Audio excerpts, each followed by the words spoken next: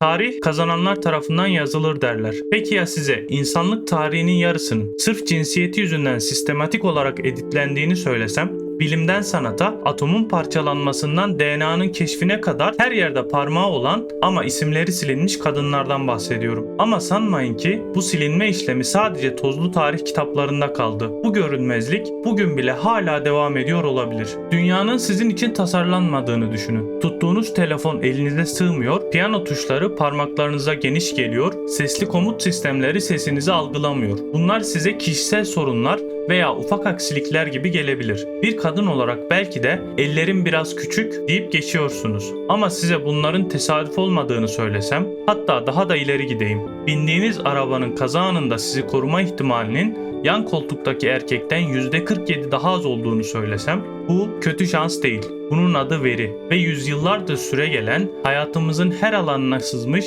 sistematik bir görünmezlik hikayesi. Takvimler 8 Mart'ı gösteriyor olabilir ama biz bugün çiçekleri değil gerçekleri, yani insanlık tarihinin en büyük veri hatasını, Matilda etkisini konuşacağız.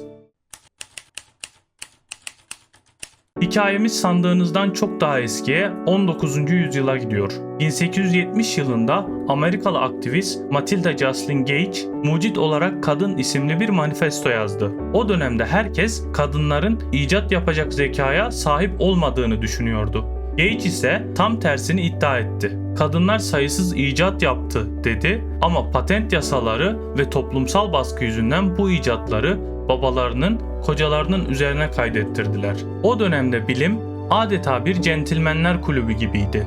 Royal Society gibi prestijli kurumlara kadınların girmesi yasaktı. Bir kadın ne kadar zeki olursa olsun amatör bir hevesli olarak görülüyordu. Hatta Charles Darwin bile kadınların zihinsel olarak erkeklerden daha aşağıda olduğunu savunuyordu. İşte Gage bu devasa duvara toslayan ilk isimlerden biriydi. Gage haklıydı ama dünya onu dinlemedi. Sesinin duyulması için aradan 120 yıl geçmesi ve tarihçi Margaret Rossiter'ın 1993'te bu fenomene bir isim vermesi gerekecekti. Matilda etkisi. Yani kadınların bilimsel başarılarının sistematik olarak görmezden gelinmesi veya erkeklere mal edilmesi. Matilda etkisinin en acı örneği belki de atom bombasının annesi olarak yanlış bir ünvanla anılan Lise Meitner'dır. 1930'larda Meitner ve kimyager ortağı Otto Hahn Berlin'de uranyumu parçalamaya çalışıyorlardı. Ancak Meitner Yahudi olduğu için Nazi Almanyası'ndan kaçmak zorunda kaldı. İşbirliği mektuplarla devam etti. Hahn laboratuvarda garip bir sonuç buldu ama bunu fiziksel olarak açıklayamadı. Mektubunda Meitner'a resmen yalvarıyordu. "Lise, buna bir açıklama getirebilir misin?" Meitner, karlar altındaki İsveç'te yaptığı hesaplamalarla o güne kadar imkansız sanılan şeyi kanıtladı. Atom çekirdeği parçalanabiliyordu. Nükleer fisyonu o keşfetti. Peki sonuç? 1944 Nobel Kimya Ödülünü tek başına Otto Hahn aldı. Meitner törene davet bile edilmedi. Yıllar sonra Hahn'a yazdı ama göndermediği o mektupta şöyle diyecekti: "Siz hepiniz Nazi Almanyası için çalıştınız ve şimdi vicdanınızı rahatlatmak için geçmişi siliyorsunuz."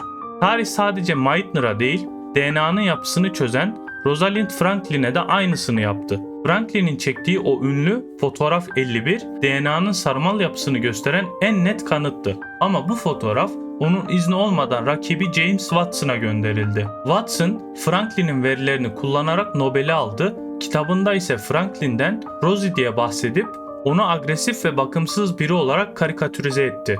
Verisi çalınmış, itibarı yok sayılmıştı. Ama bunlar eskide kaldı diyor olabilirsiniz. Peki, tarih kitaplarını kapattık. Artık teknoloji çağındayız. Yazılım dünyası daha eşittir. Daha adil bir dünyada mı yaşıyoruz? Öyle mi dersiniz?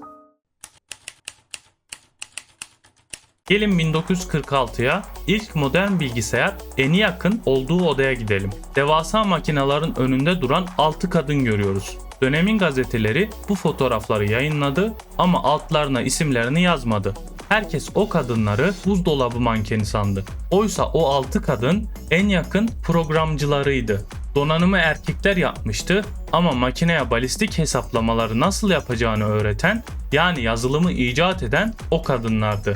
İsimleri tarih kitaplarına ancak 50 yıl sonra girebildi. Hatta bugün kullandığımız computer bug, yani bilgisayar hatası terimini bile bir kadına Grace Hopper'a borçluyuz.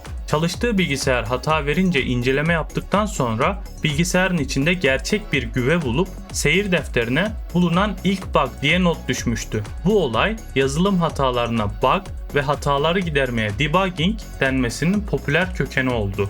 Buradaki ironi şuydu: o dönemde donanım, yani makinelerle uğraşmak, kabloları takmak erkek işi mühendislik sayılıyordu. Kod yazmak ise masa başı, sekreterlik benzeri basit bir iş olarak görüldüğü için kadınlara bırakılmıştı. Erkekler işin zor kısmının aslında donanım değil, yazılım olduğunu anladıklarında ise iş işten geçmiş, tarih çoktan o kadınların emeği üzerine kurulmuştu.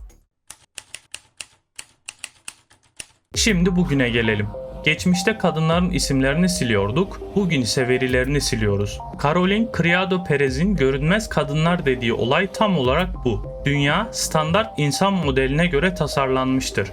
Ve bu standart insan 70 kilo ağırlığında, 1.77 boyunda, 30 yaşlarında bir erkektir. Ofis klimaları neden kadınları donduruyor? Çünkü termostat formülleri 1960'larda 40 yaşında bir erkeğin metabolizma hızına göre ayarlandı.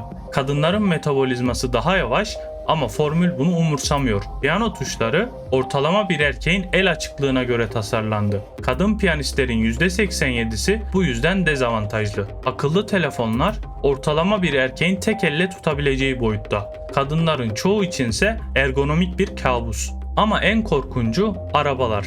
Yıllarca çarpışma testlerinde sadece erkek boyutlarında mankenler kullanıldı. Kadın mankenler ise sadece erkek mankenlerin küçültülmüş versiyonuydu. Kadın anatomisine, kas yapısına, hamilelik durumuna sahip değillerdi. Sonuç mu? Bir trafik kazasında emniyet kemeriniz takılı olsa bile ağır yaralanma riskiniz bir erkeğe göre %47 daha fazla. Çünkü o koltuk, o kemer, o hava yastığı sizi korumak için tasarlanmadı. Sisteme göre siz bir kadın değilsiniz. Sadece ölçüleri küçültülmüş bir erkeksiniz. Sadece arabalar mı? Tıp dünyasında da durum farksız. Çoğu ilacın klinik deneyleri erkek fareler veya erkek denekler üzerinden yapılıyor. Neden? Çünkü kadınların hormon döngüleri sonuçları karmaşıklaştırıyor. Bu yüzden piyasadaki bazı ilaçlar kadınlarda beklenmedik yan etkiler yapıyor. Daha basiti kalp krizi. Filmlerde gördüğümüz sol kol ağrısı ve göğüs sıkışması erkek tipi kalp krizidir. Kadınlarda ise mide bulantısı, nefes darlığı veya çene ağrısı olarak görülebilir. Ama tıp eğitimi erkek standartlarına göre verildiği için kalp krizi geçiren birçok kadın panik atak veya hazımsızlık teşhisiyle eve gönderiliyor. Bu veri eksikliği can alıyor ve şimdi bu verilerle yapay zekayı eğitiyoruz. 2014'te Amazon, işe alımları hızlandırmak için bir yapay zeka geliştirdi. Amaç en iyi CV'leri bulmaktı. Ama sistem kısa sürede garip bir şey yapmaya başladı. Kadınları eliyordu. İçinde kadın kelimesi geçen CV'leri aşağı çekiyordu. Neden? Çünkü yapay zeka son 10 yılın verileriyle eğitilmişti ve teknoloji sektöründe son 10 yıldır işe alınanların çoğu erkekti. Algoritma basit bir mantık kurdu. Erkekler başarılıdır, kadınlar risklidir. Amazon bu hatayı fark ettiğinde algoritmayı düzeltmeye çalıştı ama başaramadı. Sonuçta projeyi tamamen çöpe atmak zorunda kaldılar. Önyargı koda bir kez sızdı mı temizlenemiyordu. Benzer bir durumu MIT araştırmacısı Joy Bulambini yaşadı. Yüz tanıma sistemleri üzerinde çalışırken yazılımın kendi yüzünü algılamadığını fark etti. Ne zamanki yüzüne beyaz bir maske taktı, sistem onu tanıdı. Çünkü o algoritmaları eğiten veri setlerindeki yüzlerin %80'i beyaz ve erkekti. Makine siyah bir kadının yüzünü yüz olarak tanımlamayı öğrenmemişti bile. Buna kodlanmış bakış, coded gaze diyoruz. Sonuç olarak Matilda etkisi sadece tarih kitaplarında kalan bir hak yeme meselesi değil. Tarihte kadınları sildiğimiz için bugün veri setlerinde de kadınlar yok. Veri setlerinde olmadıkları için algoritmalar kadınları tanımıyor, arabalar korumuyor ve ilaçlar kadınlar için yan etkileri sınırlı veriyle hesaplıyor. 8 Mart'ta bir kadına çiçek almak nezakettir. Buna itirazımız yok. Ama hak ettiği terfiyi vermek, başarısını isme bağlamak yerine takdir etmek ya da tasarladığınız bir üründe herkesi kapsamak, işte asıl devrim bu. Hatta bu devrimi şu an burada başlatalım. Tarihte kadınların emeği hep görünmez kılındı dedik. Dürüst olacağım, şu an izlediğiniz bu videonun perde arkasında da her kurguyu yayınlamadan önce ilk izleyen en acımasız ve en doğru eleştirileri yapıp işi mükemmelleştiren görünmez bir kahraman var. Eşim. Bugün Matilda etkisini en azından bu kanalda kırmak adına bu videoyu sadece anlatan olarak benim için değil, perde arkasındaki onun emeği ve tarihteki tüm isimsiz kadınlar için beğenebilirsiniz. Abone ol butonuna basmak belki de tarihe sizi artık görüyoruz demenin dijital bir yoludur. Çünkü Liz Meitner, Rosalind Franklin ve daha nicesi tarih kitaplarında bir dipnot olmayı değil, o kitabın başlığı olmayı hak ediyordu. İnsanlık olarak tek kanatla uçmaya çalışmaktan vazgeçtiğimiz gün gerçek potansiyelimize ulaşacağız. Çünkü Liz Meitner'ın mezar taşında yazdığı gibi, o insanlığını asla kaybetmeyen bir fizikçiydi. Bizim de kaybetmememiz gereken şey tam olarak bu. Teknoloji ve bilimde insanlığın tamamını görebilmek. Peki insanlık olarak biz verileri düzeltmezsek yapay zeka kendi kendine ne düşünür? Bize karşı dürüst mü yoksa o da mı politik davranıyor? Geçtiğimiz günlerde bir yapay zeka ile masaya oturdum ve ona insanlığı, hatalarımızı ve bizi nasıl gördüğünü sordum. Verdiği cevaplar en az bu videodaki gerçekler kadar şaşırtıcıydı. Eğer izlemediyseniz o video şu an ekranda. O değerli kadınların adını tarihe geri yazdık. Şimdi sıra yapay zekanın ne düşündüğünü öğrenmekte.